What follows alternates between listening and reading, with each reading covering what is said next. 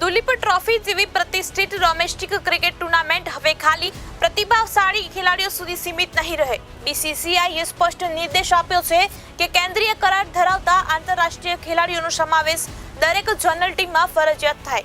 જો તેઓ ઉપલબ્ધ હોય તો વાત ત્યાંથી જ શરૂ થાય.